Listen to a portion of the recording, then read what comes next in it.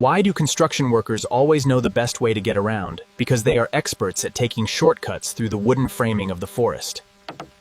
Why do construction workers never get lost in the forest? Because they always remember to bring their blueprint and keep track of all the routes.